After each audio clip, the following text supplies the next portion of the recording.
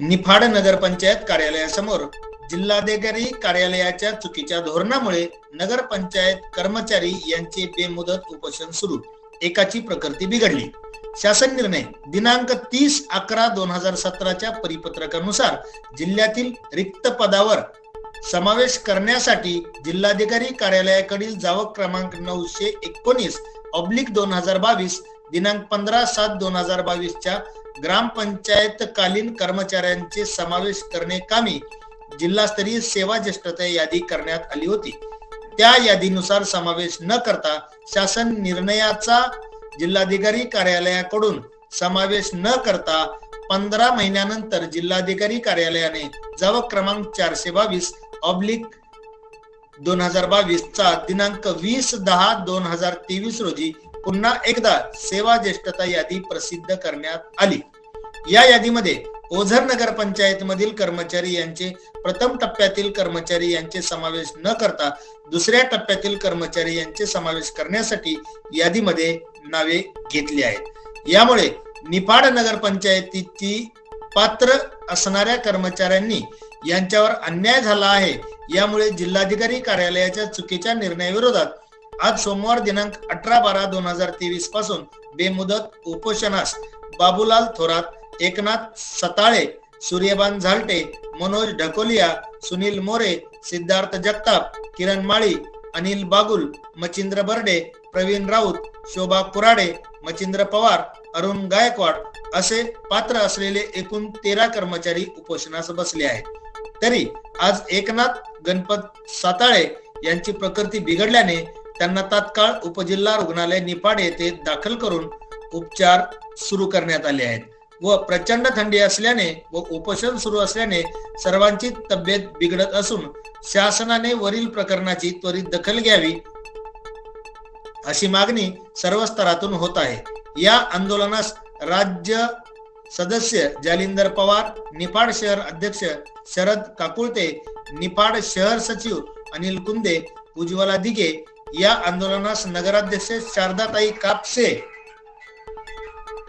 उपनगराध्यक्ष अनिल पाटील कुंदे, माजी नगरसेवक देवदत्त कापसे तसेच जावेद शेख, विदा व्यवहारे, संदीप शिंदे, सचिन खडताळे, आम आदमी पार्टीचे जिल्हाध्यक्ष उत्तमराव निर्भवने, मुकुंदराजे होळकर, विक्रमदादा रंधवे, संजय गाजरे, सुधाकर मोगल, मोहन जाधव आदी पाठिंबा दिला आहे. मी बाबूलाल थोरात, निफाड नगरपंचायतचा सफाई मुकादमा आहे.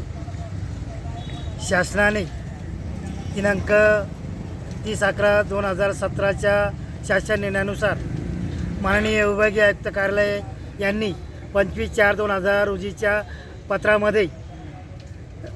पत्रामध्ये जिल्ह्यातील अन्य नगरपंचायतीमध्ये उपलब्ध रिक्त पदावर स्थायी पदावर समावेशन प्रक्रिया राबवण्यासाठी स्पष्ट आदेश काढले असताना सुद्धा त्यानंतर पुन्हाही त्या पत्राची दखल घेतली नाही. म्हणून विभागीय आयुक्तांनी परत 5/5/2022 पत्र काढलं. त्यानंतर डीएमएने पत्र 18/5/2023 काढलं.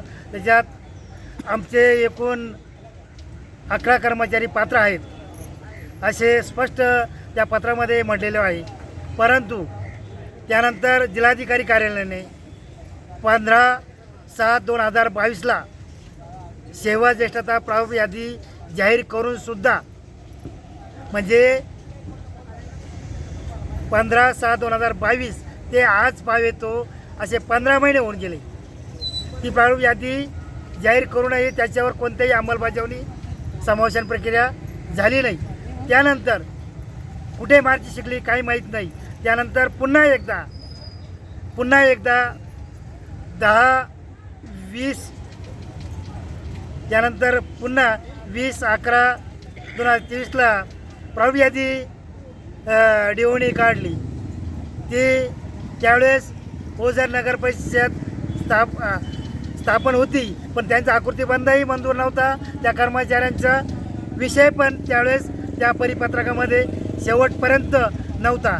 परंतु 20/10/2023 याच्यामध्ये अचानक पात्र आहेत पात्र आहे असे समजून त्यामध्ये त्या हे समावेशांचा झालेला नव्हता.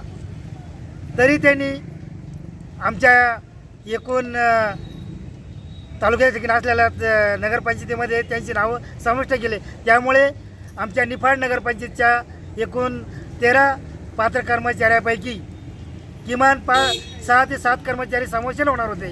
परंतु यांच्या दप्तर तिरंगाईमुळे DOच्या दप्तर तिरंगाईमुळे आमचं समावेशानास हे कर्मचारी पात्र होणार नाही. त्यामुळे आम्ही दिनांक 18/12/2023 पासून बेमुदत उपोषण सुरुवात केलेली आहे. जोपर्यंत आम्हाला समावेशन आदेश मिळत नाही तोपर्यंत आमचं उपोषण चालू राहील. स्टार न्यूज साठी मुकुंद आव्हाड, निफाड.